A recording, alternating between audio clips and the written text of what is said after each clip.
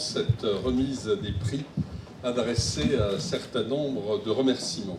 Des remerciements à de nombreuses personnes sans lesquelles l'organisation de cette 11e édition des Imaginales n'eût pas été possible. Des remerciements aussi qui sont pour ces personnes des encouragements, puisque nous espérons bien une 12e édition des Imaginales. Je voudrais saluer tout d'abord parmi nous monsieur le conseiller régional, délégué à la culture, saluer toutes les personnes qui sont ici avec moi sur la scène et remercier tout d'abord le ministère de la Culture et de la Communication, la DRAC Lorraine, le Centre national du livre, la région Lorraine, le Centre régional du livre de Lorraine et le Conseil général des Vosges pour leur aide. De nombreux éditeurs tels que Bragelonne, Matagot, La Talente, Préauclair, Nemos, Orbit, dont certains nous ont renouvelé leur confiance cette année encore et dont certains sont là depuis le début. Merci, très chaleureusement, merci à eux. Merci également à nos deux libraires qui ont réalisé en quelque sorte la plus grande librairie de France durant ces quelques jours consacrés aux littératures de l'imaginaire. Je salue bien sûr donc la librairie du Moulin des Lettres et le 9 à Saint-Dié. Je voudrais remercier également d'autres partenaires, la bibliothèque multimédia, le musée de l'image, le syndicat mixte du Scott, le SMD, le SICOVAD, l'INRAP notamment, qui ont été des partenaires très actifs au cours de ces 3 premières journées. Mais également agréable de saluer la présence de représentants de Saarbrück et du Land de Saar en Allemagne, avec qui nous commençons de nouer des relations amicales qui nous permettront, je l'espère, de tout cœur, de développer plus encore la foire européenne du livre jeunesse de Saarbrück et nos Imaginales ici à Épinal. Je voudrais également saluer nos partenaires privés. Merci à eux pour leur soutien. Leur soutien nous est très précieux. Merci aux cristalleries de Baccarat, à Prestige Automobile, à Beauvais, au Glastierier, l'entreprise Bonini, et qui nous soutient depuis le début. Et je voudrais à ce moment d'ailleurs avoir une pensée pour Bertrand Bonini. Et je voudrais également saluer et remercier les sablières de la Héronnière. Alors, les Imaginales ne seraient pas ce qu'elles sont sans les médias. Donc, je ne vais pas les citer tous, mais les remercier en tous les cas de leur présence, et en particulier les sites internet qui, à côté des médias traditionnels, ont magnifiquement joué le jeu ici.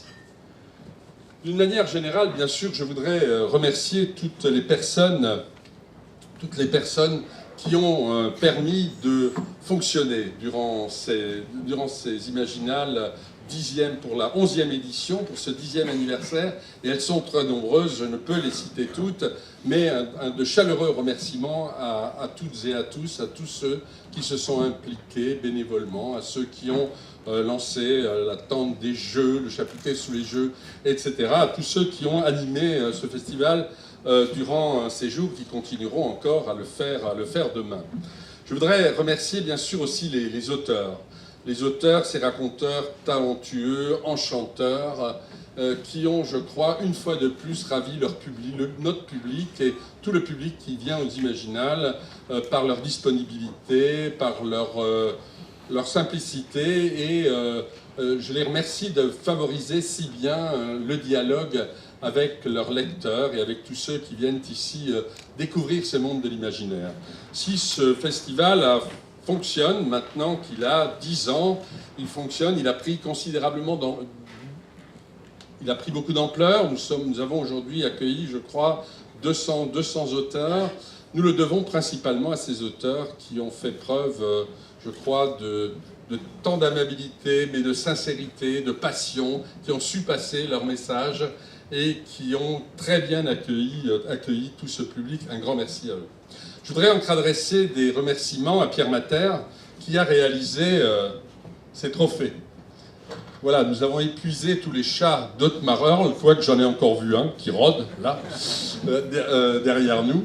Mais je voudrais le féliciter. Pierre Mater est un artiste de grand talent qui a exposé dans le monde entier et dans les salles les plus prestigieuses. Et il a réalisé ce trophée pour nous, donc pour pour ce 10e anniversaire, mais pour cette 11e édition. Et je ne serai pas complet, j'oublierai certainement des personnes, mais avant que nous ne passions à la distribution des prix, je voudrais remercier Bernard Wyss, Stéphanie Nico et Bernard Wyss pour le remarquable travail qu'ils ont effectué pour l'organisation de ce festival. Un grand merci à eux et des applaudissements pour eux, s'il vous plaît. Merci.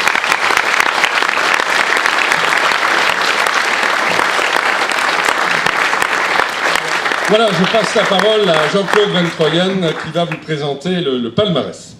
Alors, on commence par les prix Imaginal des collégiens. Il a été créé lors de l'édition 2009. La sélection 2012 comprenait Charlotte Bousquet pour La Nuit tatouée, le Thomas de la peau des rêves chez l'Archipel, Marie Caillé pour L'héritage et d'Arcier chez Michel Lafon, Nadia Coste pour Les rives du monde, le premier tome de Fédéline chez Grund, Christophe Lambert et Sam Van Steen pour La fille de mes rêves chez Syros, Guillaume Lebeau pour Banquise de feu, premier tome de la saga de Zacharie chez Rageot, et Jean-Luc Marcastel pour Le dernier hiver chez Hachette. Le lauréat a été désigné par le jury constitué de représentants de 19 collèges de Lorraine et d'un collège de Haute-Saône le 4 mai. Il s'agit de Charlotte Bousquet pour La nuit tatouée, la peau des rêves, le numéro 1 chez l'Archipel.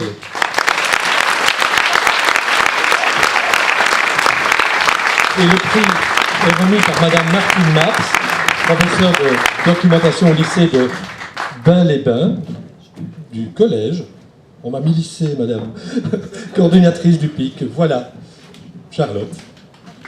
Je voulais juste dire, quand on a lancé le PIC en 2009, on ne savait pas trop comment les collègues allaient nous suivre ou pas. Et cette année, effectivement, on est très heureux d'avoir eu 19 établissements qui ont participé, avec près de 400 collégiens. Et ils ont tous été unanimes pour apprécier la qualité du roman de Charlotte. Donc, il y a eu une remise d'un livre d'or jeudi dernier, constitué des poèmes, de dessins, de photos des élèves. Et on est tous très contents pour elle.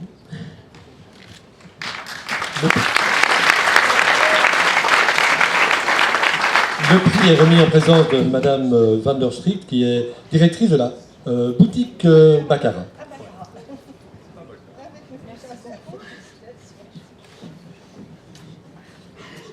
Un petit mot, Charlotte, pour montrer ton émotion. Alors, j'ai déjà pleuré quand on m'a remis le livre d'or, donc là, normalement, j'ai épuisé à peu près les larmes. Écoutez, je suis vraiment très émue, très heureuse, très touchée de ce prix Imaginal des collégiens, et puis très heureuse d'être pour la deuxième année consécutive ici, et là, presque sur cette estrade. J'ai l'impression que le Festival des Imaginales, en plus d'être absolument merveilleux, me porte bonheur. Donc voilà, et puis je voudrais remercier évidemment Martine Maps, qui est là, Stéphanie Nico, Bernard Wyss et toute l'équipe des Imaginales pour être ici. Merci donc.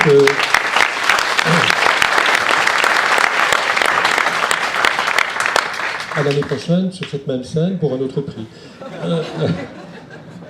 Excuse-moi. Alors, après ça, il y a le prix Imaginal des lycéens, qui a été créé, lui, en 2005.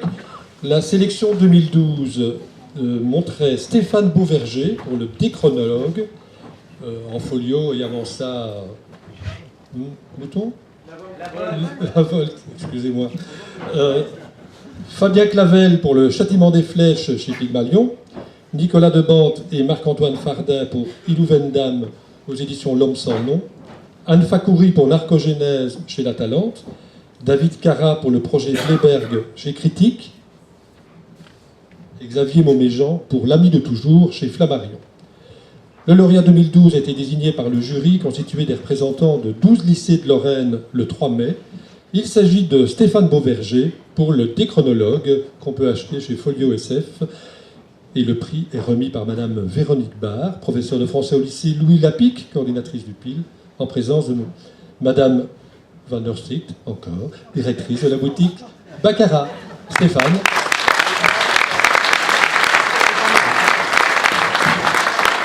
Voilà. Stéphane n'est pas là. Étant son voisin, Eh bien, je n'ai pas rétréci au lavage. Félicitations aux voisins de Stéphane. Et voilà, les prix sont là. Un petit peu d'émotion? Non, peut-être pas là. Merci.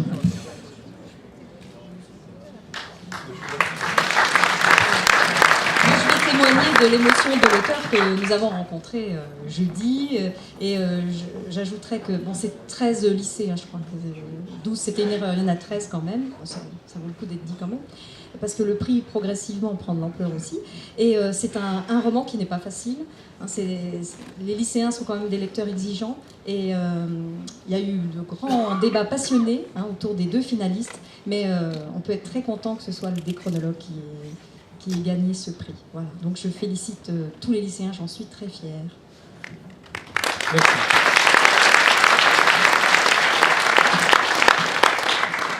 Le prix pour Une autre terre. 3 œuvres sélectionnées. Brut de Dalibor Friou aux éditions du Seuil. Eternity Incorporated de Raphaël Granier de Cassagnac chez Mnemos. Et La place aux autres de Philippe Mouche aux éditions Gaïa. Le prix Une autre terre 2012 est décerné à Philippe Mouche pour La place aux autres chez Gaïa et le prix est remis par M. Clément Barrière du prix Une autre terre.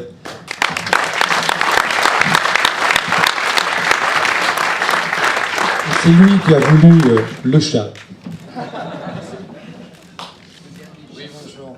Je représente le comité d'organisation Une autre terre, prix qui récompense un livre d'anticipation qui prend en compte le contexte environnemental présagé au futur. Nous sommes un prix de lecteurs et je crois que nous en sommes assez fiers. Et d'ailleurs, je tiens à préciser que n'importe qui, toutes et toutes, vous pouvez devenir lecteur dans le futur. Et pour ça, il suffit de venir sur notre site uneautreterre.fr et de s'inscrire. Et peut-être l'année prochaine, vous élirez le lauréat du prix, Une autre terre. Donc en 2007, on avait récompensé Jean-Marc Ligny pour son livre Aquatm aux éditions La Talente. En 2008, on avait récompensé les époux Belmas pour leur livre Épicentre aux éditions Mélis. Et puis le prix s'était un peu arrêté. Et puis en 2012, on est vraiment très fiers d'avoir ce livre qui peut-être sera adopté au cinéma, qui sait. En tout cas, si vous voulez en savoir plus, il y a un café littéraire demain à 12h et on pourra parler avec l'auteur. En tout cas, ce sera présenté. Et donc, je suis très fier de remettre le prix, le dernier chat, le prix Une autre terre, à Monsieur Philippe Mouche. Pour la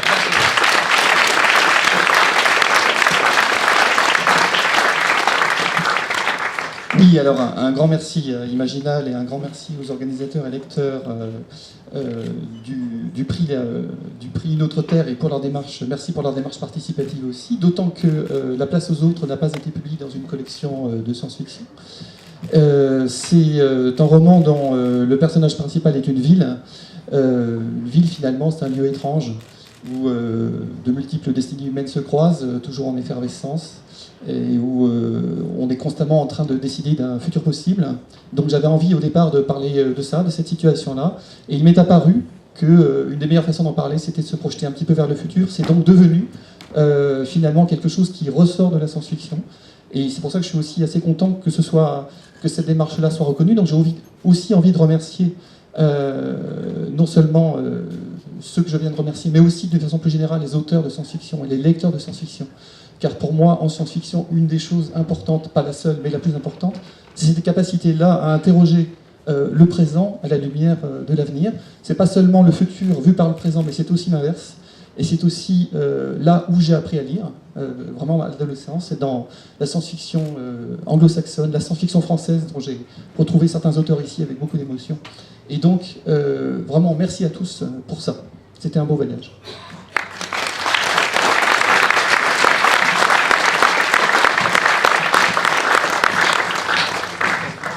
Le dernier chat, c'est un beau titre pour un roman de science-fiction. Tiens.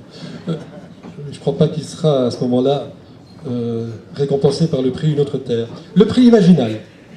Ça fait déjà 10 ans que ce prix existe. Il a été créé en mai 2002 à l'initiative de la ville d'Épinal. Il récompense des écrivains, des illustrateurs, des essayistes et des traducteurs. Pour le décerner, il y a un jury de critiques, de journalistes, dont moi, de spécialistes, ils sont ici. Les 7 lauréats reçoivent aussi chacun un prix doté. Dans le jury de cette année, il y a Anne Besson, qui est là, Jacques Grasser, qui est le président de ce prix et qui est adjoint au maire, Anaïk Ouénard, qui est secrétaire, mais qui n'est malheureusement pas là, moi-même, Jean-Claude Van Troyen, Jérôme Vincent, voilà, connaisseur de science-fiction, et Bernard Wyss, qui est le directeur de ce festival, enfin, oui, directeur de ce festival. Alors voilà les prix. On commence par le prix spécial du jury. Alors il y avait 1, 2, 3, 4, 5 nominés. La Fabrique de littérature microscopique, qui est un blog. Games of Thrones, l'adaptation pour la télévision du Trône de fer de George Martin. Les éditions de Nemos pour la réédition de La vallée de l'éternel retour d'Ursula Le Guin, grande écrivaine américaine. Patrice Louinet pour son travail d'édition et de traduction de Howard chez Brajlon. François Place et l'éditeur Casterman pour le coffret Le secret d'Orbé. Et le prix va à Patrice Louinet pour son travail d'édition et de traduction d'Howard chez Brajlon, qu'on applaudit. Et le prix est remis par M. Benoît Joursin, président du syndicat mixte de gestion des déchets ménagers. Bonjour. Donc ma présence ici, en fait, est la traduction de la volonté des organisateurs de placer ce festival sous la dimension du développement durable, au titre donc des partenaires qui sont associés à cette manifestation. Moi, je préside le syndicat départemental qui gère les déchets. On a mené une opération de remise, on offrait un livre de fantaisie à tous ceux qui ramènent un petit déchet électrique, électronique, en vue de le recycler. Donc, au-delà de cette manifestation, je suis bien évidemment très content et très fier de pouvoir participer à cette remise de prix et féliciter donc le lauréat.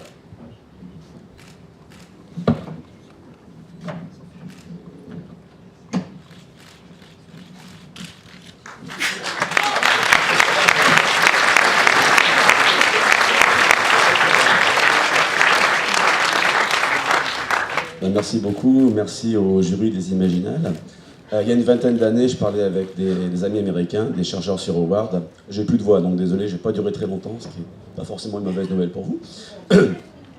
Donc je parlais avec ces amis et j'étais convaincu à l'époque que Howard, la réputation de Howard était terminée, que c'était trop tard, que les films, les pastiches avaient tout gagné et que c'était fini de cet auteur.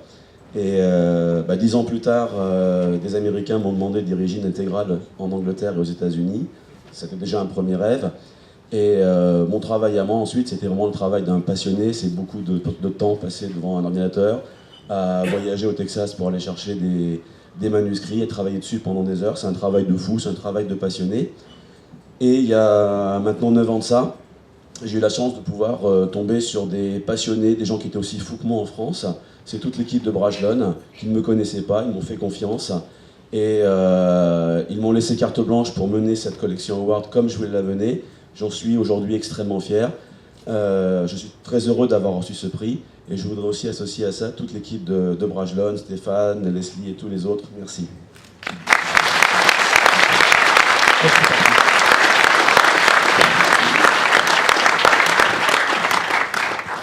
Deuxième prix Imaginal, la catégorie bande dessinée. C'est Jérôme Vincent qui va la proclamer. Alors, été nominé dans cette catégorie bande dessinée, Perle Blanche, le tome 2 aux éditions Glénat de Baldetti et Floch, Chauvel et le reculé pour Volodrine 2 chez Delcourt, Herbeau et Siviello pour la dynastie des dragons chez Delcourt, Florence Magnien et Rodolphe pour le Mal de Lune, l'autre monde, tome 2 chez Dargaud, et Linda Medley pour Château Latente, tome 2 chez Delcourt. Et donc les lauréats du prix sont Herbeau et Siviello pour la dynastie des dragons chez Delcourt.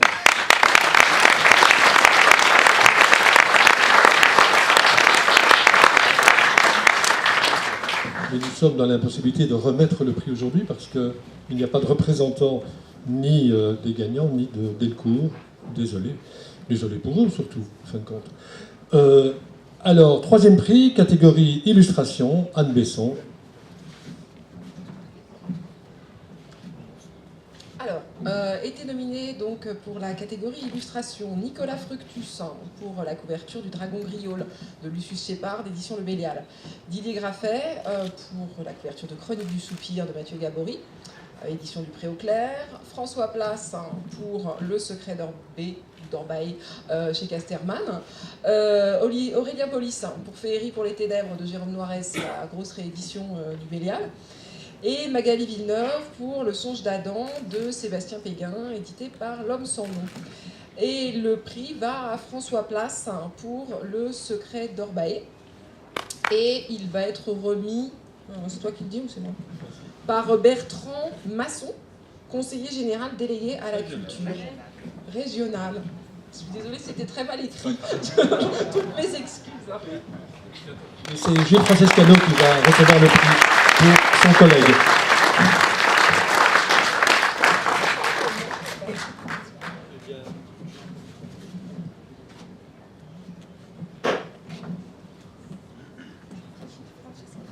Gilles devait être là.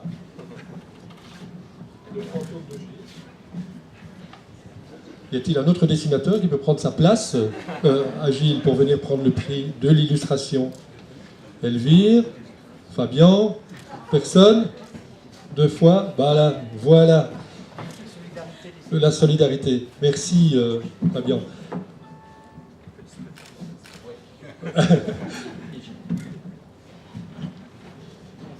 Merci.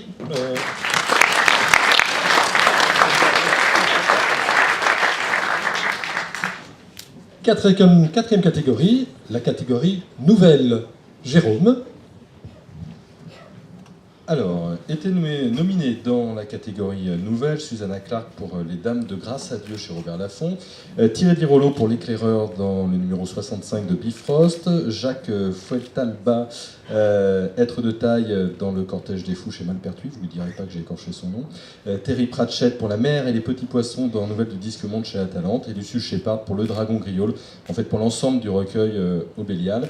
Et donc c'est Lucius Shepard qui le remporte pour Le Dragon Griol et le prix est remis à Gilles Dumay.